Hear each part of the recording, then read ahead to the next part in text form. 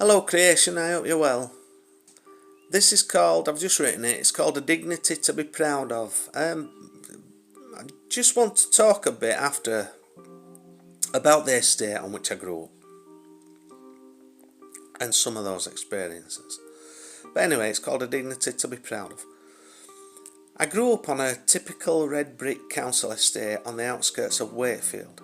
The estate upon which we lived, myself, my mum and dad, was relatively small in comparison to, say, Middleton Council Estate, which at one point the locals used to call Chinatown. I've no idea why, because in those days it was predominantly white in ethnicity. It was very territorial. We saw ourselves as a tribe, and as with all tribes, there would be disagreements, resulting in physicalities.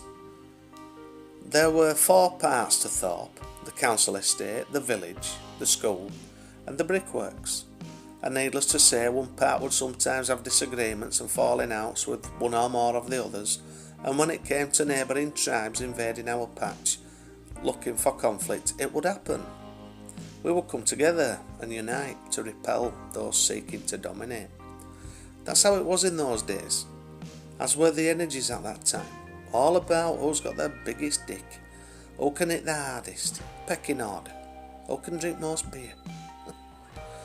When I look back at those times, I do so nowadays with a totally different point of view. I realise that the way in which we lived was expected of us. If we didn't conform to the social structure, we would have been swallowed up by it. Buried under a sea of brutality and injustice, beaten down mentally and physically until we either turned into the wolf to live amongst wolves, or took the other option, to retire oneself from the then life experience that was currently being endured, because it was an endurance. I never wanted to become that way. I was happy being the smiley kid who just wanted to be everybody's mate. I just wanted to tell jokes and be fun and make people happy and see them laugh. Yet life can test us, and life can take us and will take us down the most treacherous route, to teach us the lessons that we sometimes have to learn. It was vitally important, and still is, to listen to our inner guidance. If I had not have listened to my intuition and paid heed to those energies that sometimes, screamed out at me, that warned of imminent danger, I doubt very much that I'd be here today. I really have been in some sticky situations. You have a choice to change. If you're living in fear, then that vibrational frequency will attract more of the same. Sometimes though, this is true, if we have issues within that we have been ignoring, and we are currently vibing with the positivity, because we're ignoring it, we're living a lie in essence, we can still be presented with situations, occurrences or people that will get us to look at those hidden issues. For those situations, occurrences or people will bring forth that of which needs our attention. Regardless of content, it will need addressing. Otherwise, similar circumstances but with different actors will have to be played out until you learn the lesson. Some people say, would you change anything? And I always say no. Some people say, would you go back and do it again? I always say absolutely not. I wouldn't go back 1 minute. I try to be in the moment at all times, although sometimes the old 3D habits make themselves known and remind me of the past.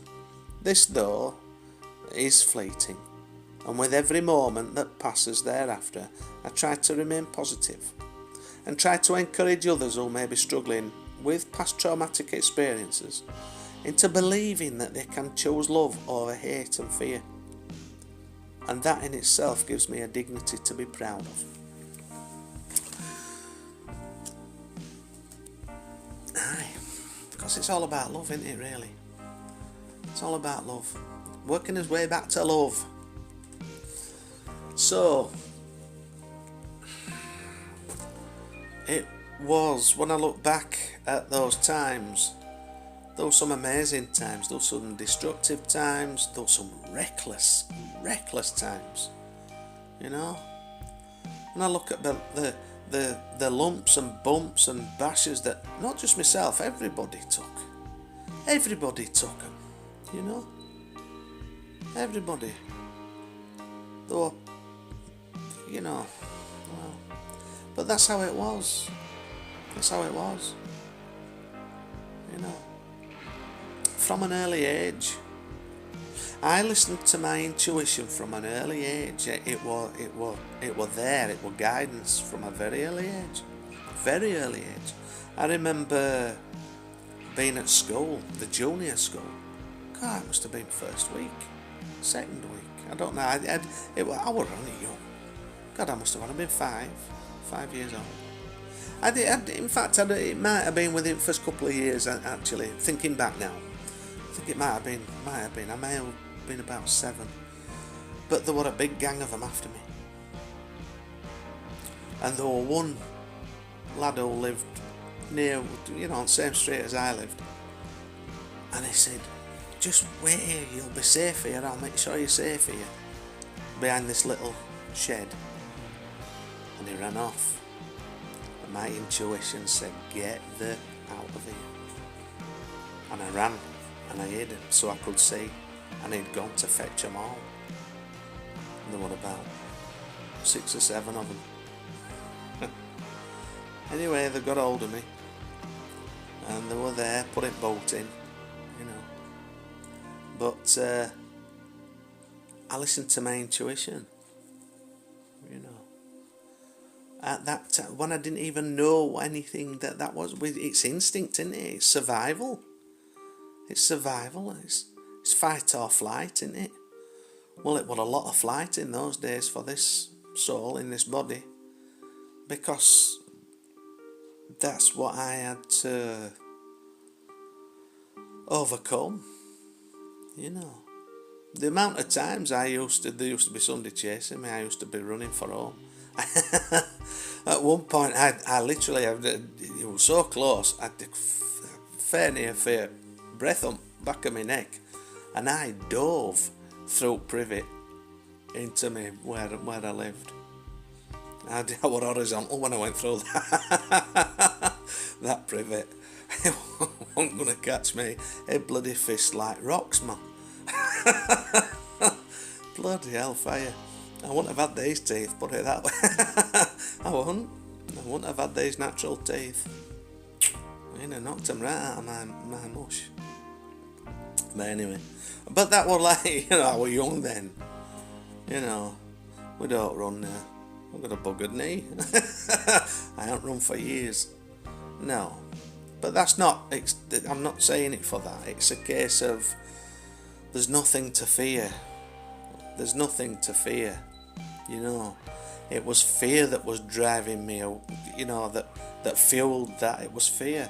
But when you overcome all your fears, there's no need to run, because there's nothing to fear.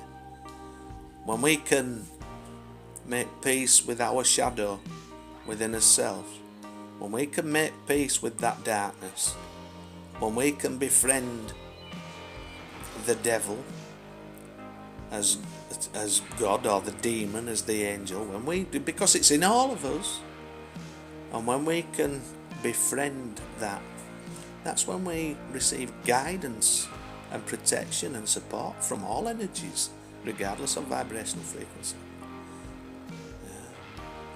But anyway, this is just an opinion, is it not?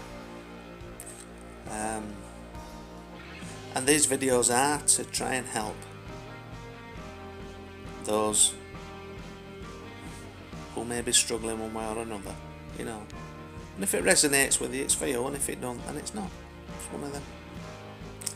Alright, anyway, that's it for today.